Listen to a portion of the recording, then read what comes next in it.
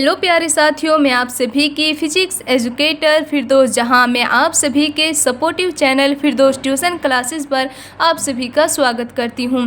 जैसे कि आप सभी को पता है कि हम पढ़ाते हैं आपको फिजिक्स यानी कि भौतिक विज्ञान कक्षा 12 की, और इसी चैनल पर मैंने अभी तक 2 से 3 क्लासेस ले ली है आप लोगों की, और ये एक और क्लास लेकर के हम आपके सामने उपस्थित हैं। इस क्लासेस के अंदर हम पढ़ने वाले हैं विद्युत पल रेखाएँ, जो कि एक ऐसा टॉपिक है जो हमारे बोर्ड एग्ज़ाम के लिए मोस्ट इम्पोर्टेंट है। अगर मैं बात करती हूँ विद्युत पल रेखाओं की, तो प्यारे साथियों ये ऐसा टॉपिक है जिससे संबंधित 1 या 2 पर्सन हमारे बोर्ड एग्ज़ाम में ज़रूर बनता है। ज़्यादा नंबर में नहीं पूछा जाता है, बट 2 से 3 नंबर में भी पूछ लिया जाता है कभी कभी, या फिर हमारा 1 नंबर का इससे सवाल तो ज़रूर ही बनता है। तो मैं बात कर रही हूँ विद्युत बल रेखाओं की। तो ये एक थ्योरिकल टॉपिक है, इसमें इतना ज़्यादा समझने की ज़रूरत नहीं पड़ती है। इतना हार्ड ये टॉपिक नहीं है, बहुत इजी टॉपिक है, और मैं इसको आपको नोट्स के साथ में बहुत अच्छे तरीके से समझाऊंगी, और उम्मीद करती हूँ कि आप सभी भी मेरे साथ साथ इसके नोट्स भी बनाएंगे, बहुत अच्छे तरीके से इसको समझेंगे भी। तो चलो हम आपको समझाने की कोशिश करते हैं विद्युत पल रेखाएँ। देखिए प्यारे बच्चों, जो हमारी विद्युत पल रेखाएँ होती हैं वे हमारी वास्तविक रेखाएँ नहीं होती हैं। ये हमारी वास्तविक रेखाएं नहीं होती है, ये हमको विद्युत क्षेत्र प्रदर्शित करने के लिए स्वयं से मानी जाती है, इनकी कल्पना की जाती है। यानी कि जो विद्युत बल रेखाएं होती हैं वो एक वास्तविक रेखाएं नहीं होती है, बल्कि एक काल्पनिक रेखाएं होती हैं। इनकी हम कल्पना करते हैं, खुद से इनको मानते हैं, ये वास्तविक रेखाएं नहीं होती है। तो हम इसकी परिभाषा को देख लेते हैं कि जो हमारी विद्युत बल रेखाएं होती हैं वे काल्पनिक रेखाएं होती है जो वास्तविक विद्युत क्षेत्र को प्रदर्शित करती है। यानी कि मैं अगर बात करूं विद्युत बल रेखाओं की, ये हमारी वास्तविक रेखाएं नहीं होती है। इंसान इसको स्वयं से मानता है, किसको प्रदर्शित करने के लिए प्यारे बच्चों, हम जो हमारा विद्युत क्षेत्र होता है इसको प्रदर्शित करने के लिए हम विद्युत बल रेखाओं की कल्पना करते हैं। यानी हमारी एक काल्पनिक रेखाएं होती हैं जिनको हम विद्युत बल रेखाओं के नाम से जानते हैं। तो अगर हम इसके कंटेंट की बात करते हैं, जो कि मैंने बहुत ही इजी लैंग्वेज में इसको लिखा है, तो चलो हम इसको पढ़ने की कोशिश करते हैं कि जो विद्युत बल रेखाएं हैं प्यारे साथियों, वो एक काल्पनिक रेखाएं होती हैं जो वास्तविक विद्युत क्षेत्र को प्रदर्शित करती हैं। इसी को हम विद्युत बल रेखा के नाम से जानते हैं। इसके अनेक प्रकार की परिभाषाएं हो सकती है, लेकिन अपने अकॉर्डिंग इंसान जो समझता है खुद से, जैसे मैंने इसको महसूस किया है, जैसे मैंने इसके बारे में समझा है, उसी प्रकार से मैंने इसकी परिभाषा को खुद से लिख कर के तैयार किया है। और मुझे उम्मीद है कि परिभाषा इतनी हार्ड नहीं है, बहुत ही ज़्यादा इजी परिभाषा है। अगर आप इसको पेपर में लिखेंगे तो आपको फुल मार्क्स ज़रूर मिलेंगे, क्योंकि जब ये टॉपिक मेरे पेपर में भी आया था, मैं आपको बता देती हूँ कि ये टॉपिक मेरे पेपर में भी पूछा गया था। 2026 में ही मैंने अपने पेपर दिए थे, उसमें भी ये टॉपिक पूछा गया था। 1 नंबर में, ज़्यादा नंबर में नहीं पूछा गया था, बट 1 नंबर में टॉपिक ज़रूर पूछा गया था। तो मैंने यही सभी कंटेंट अपने पेपर में लिखा था। तो चलो हम विद्युत बल रेखाओं को आगे भी समझाने की कोशिश करते हैं कि जो विद्युत बल रेखाएं होती हैं उनका जो पैराग्राफ बनता है, जो उनका फिक्र बनता है, वो ये होता है। जैसे ये हमने कोई धनात्मक चिन्ह लिया है और यहाँ पर मैंने कोई ऋणात्मक चिन्ह लिया है, तो जो हमारी विद्युत बल रेखाएं होती है प्यारे साथियों, वो हमारी धनात्मक की ओर से चल कर के ऋणात्मक की ओर जाती हैं। यानी कि जो हमारी विद्युत बल रेखाएं होती हैं वो धनावेश से शुरू हो कर के हमारी ऋणात्मक पर समाप्त होती है। जैसे ये यहाँ पर धनात्मक है तो ये हमारी ऋणात्मक की ओर जा कर के यहाँ पर समाप्त हो जाती है। अब मैं बात कर रही हूँ विद्युत बल रेखाओं की गुणों की। आगे मैं इसको भी समझाने की कोशिश करती हूँ कि जो हमारी विद्युत बल रेखाएं होती हैं उनके गुण क्या होते हैं, यानी कि विद्युत बल रेखाएं कौन कौन से गुण दर्शाती हैं। बहुत सारे इसके गुण होते हैं, बट मैंने इसके 5 ही गुण यहाँ पर लिखे हैं। काफ़ी है, अगर आपके बोर्ड एग्जामिनेशन में प्रश्न आता है तो उसके लिए ये काफ़ी है, इतना सारा कंटेंट। अब मैं इसके गुणों के बारे में भी आपको बताऊंगी, लेकिन उससे पहले आप यहाँ पर समझने की कोशिश करिएगा कि जो ये हमारा धनावेश है, ये धनावेश से जो हमारी विद्युत बल रेखाएं होती हैं वो प्रारंभ होती है और ऋणावेश पर आकर के समाप्त हो जाती हैं।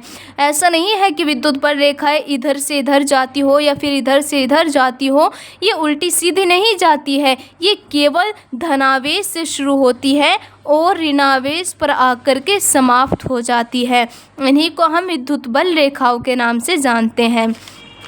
अब मैं बात करती हूँ इनके गुणों की। तो प्यारे साथियों, आप इनके गुणों को भी बहुत अच्छे से तैयार करिएगा, क्योंकि विद्युत बल रेखाओं की परिभाषा तो शायद नहीं पूछता है, बट जो इनके गुण हैं इनके गुणों से संबंधित एक प्रश्न आपके पेपर में 90% आता ही है। तो चलो हम बात करते हैं विद्युत बल रेखाओं के गुणों की। तो जो हमारा इसका पहला गुण होता है वो ये है कि विद्युत बल रेखाएं धनावेश से प्रारंभ होती है तथा ऋणावेश पर समाप्त होती है। और सेम ये जो कंटेंट है वो मैंने यहाँ पर आपको समझाने की कोशिश की है। सेम का सेम ही तो लिखा है। मैंने आपको बताया है ना कि जो विद्युत बल रेखाएं होती है वो हमारी धनावेश से प्रारंभ होती है। प्रारंभ का मतलब होता है शुरू होती है, और ऋणावेश पर समाप्त हो जाती है। समाप्त का मतलब होता है खत्म हो जाती है। जैसे हमारा ये एक ऋणात्मक आवेश है, ये धनात्मक आवेश है और ये हमारा ऋणावेश है।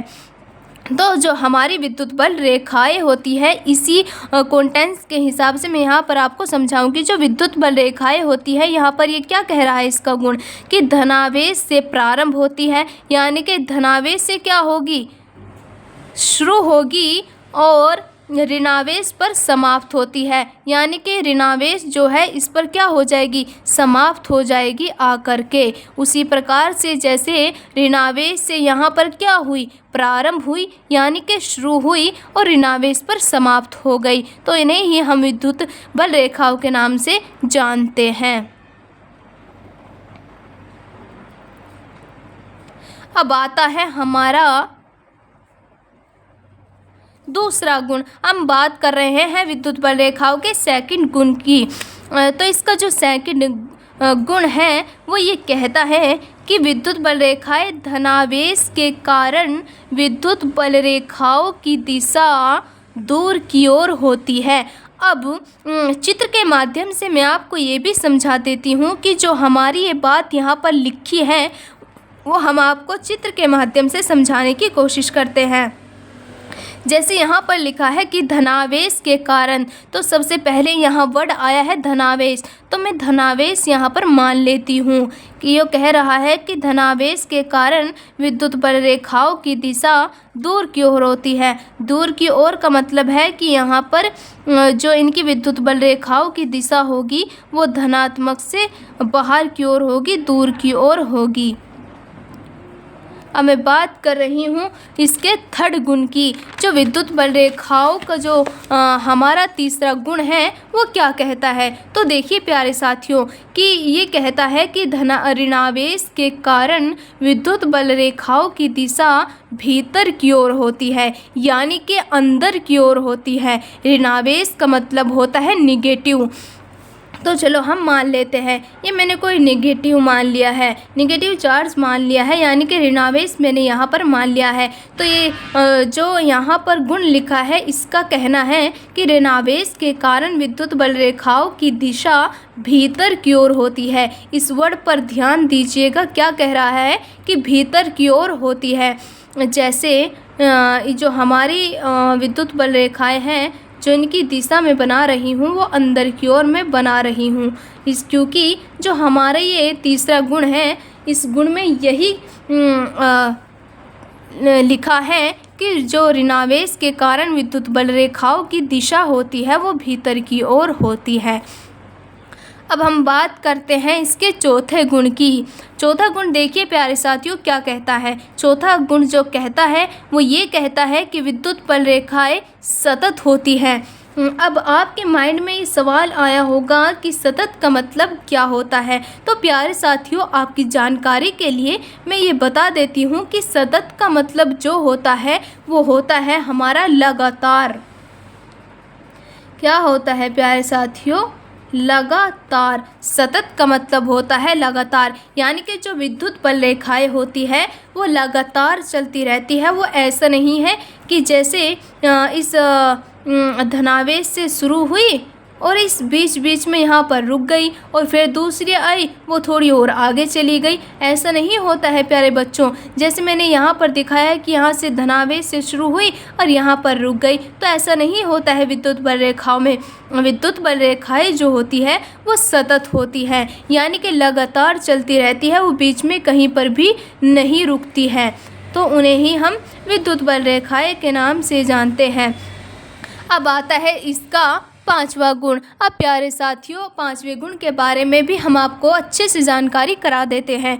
जैसे पांचवा गुण जो कहता है वो ये कहता है कि विद्युत बल रेखाएं कभी भी एक दूसरे को प्रतिच्छेद नहीं करती हैं। अब आपको ये भी मुझे उम्मीद है कि प्रतिच्छेद का मतलब तो आप सभी को पता ही होगा। आखिर आप कक्षा 12 में हैं तो इतनी तो जानकारी ज़रूर होगी, लेकिन फिर भी अगर आपको नहीं मालूम है तो मैं आपको बता देती हूँ कि जो हमारा प्रतिच्छेद है इसका मतलब जो होता है वो होता है हमारा काटना। यानी कि जो विद्युत बल रेखाएं होती है वह एक दूसरे को कभी भी नहीं काटती है, कभी भी प्रतिच्छेद नहीं करती है। अब बात आती है इसके हमारे छठे गुण की। तो छठा गुण बहुत ज़्यादा इम्पोर्टेंट है ये बोर्ड एग्जामिनेशन के लिए। यही इसी से संबंधित मेरे पेपर में भी एक सवाल आया था जो कि 1 नंबर में पूछा गया था। यही कंटेंट वहाँ पर लिखना था और मैंने लिखा भी था वहाँ पर। तो इस पर आप और ज़्यादा ध्यान देना, क्योंकि ये अक्सर 2 नंबर में भी पूछ लिया जाता है या फिर हमारा 1 नंबर में भी पूछा जाता है। तो चलो इसको हम पढ़कर देखते हैं कि इसमें कौन सी ऐसी बात लिखी है कि जो ये बोर्ड एग्जामिनेशन के लिए बहुत ज़्यादा इम्पोर्टेंट हो जाता है। तो चलो हम इसको पढ़ते हैं। इसका कहना है कि यदि 2 विद्युत बल रेखाएं एक दूसरे को काटती है यानी कि प्रतिच्छेद करती है, तो उनके कटान बिंदु पर, जैसे मैंने यहाँ पर एक चित्र भी बनाया है कि ये हमारी एक विद्युत बल रेखा हो गई और ये हमारी दूसरी विद्युत बल रेखाएं हो गई, तो कहीं ना कहीं ये एक बिंदु पर प्रतिच्छेद कर रही है। यानी कि ये बीच में यहाँ पर एक बिंदु पर एक दूसरे को क्या कर रही है? काट रही है। तो वे यही इस में लिखा है। तो उनके कटान बिंदु पर, यानी कि जो उसका ये कटान बिंदु है, इस पर खींची गई स्पर्श रेखा, यानी कि एक ऐसी रेखा जो इसको स्पर्श करके जाती हो, इसको छू करके जाती हो। तो जैसे खींची गई स्पर्श रेखा 2 अलग अलग विद्युत क्षेत्र की दिशा को प्रदर्शित करती है। बहुत ज़्यादा इम्पोर्टेंट बात यहाँ पर लिखी है प्यारे साथियों, आप इसको बहुत अच्छे से समझिएगा कि जैसे ये एक विद्युत बल रेखा मैंने यहाँ पर खींच दी है और एक विद्युत बल रेखा मैंने यहाँ पर खींच दी है, और ये बीच में एक बिंदु पर यहाँ पर दोनों काट रही है एक दूसरे को, इसको यहाँ पर प्रतिच्छेद कर रही है। लेकिन अगर हम इसी बिंदु को स्पर्श करती हुई कोई रेखा खींचते हैं, जैसे एक रेखा ये हो गई, एक रेखा ये हो गई, तो कहीं ना कहीं जो इस विद्युत क्षेत्र की दिशा होगी वो तो इधर की ओर हो जाएगी, और जो इस रेखा की विद्युत क्षेत्र की दिशा होगी वो इधर की ओर हो जाएगी, जो कि ऐसा नहीं होता है। क्योंकि मैंने यहाँ पर भी आपको पढ़ाया है कि जो विद्युत बल रेखाएं होती है वो कभी भी एक दूसरे को प्रतिच्छेद नहीं करती है। तो वही सेम बात यहाँ पर लिखी है, उसी का ये अपवाद है कि यदि दो विद्युत बल रेखाएं एक दूसरे को काटती है तो उनके कटान बिंदु पर खींची गई स्पर्श रेखा दो अलग अलग विद्युत क्षेत्र की दिशा को प्रदर्शित करती है, जो कि असंभव है। यानी कि विद्युत बल रेखाओं की विद्युत जो बल रेखाएं होती हैं वो कभी भी एक दूसरे को प्रतिच्छेद नहीं करती है, और जो यहाँ पर ये बातें लिखी हैं वो असंभव है, यानी कि ऐसा कभी भी नहीं होता है। तो आई होप आपको ये क्लास बहुत अच्छे से समझ में आई होगी। तो अगर आपको ये क्लास बहुत अच्छे से समझ में आई है तो कमेंट में अपनी राय ज़रूर देना, और इस क्लासेस को अपने दोस्तों के साथ में शेयर भी कर दीजिएगा, क्योंकि उससे क्या होता है, मुझे मोटिवेशन मिलता है, मैं मोटिवेट होती हूँ और अच्छे टॉपिक लेकर के आने की आपके लिए कोशिश करती हूँ। तो आप सभी अपनी राय कमेंट में ज़रूर दीजिएगा। धन्यवाद।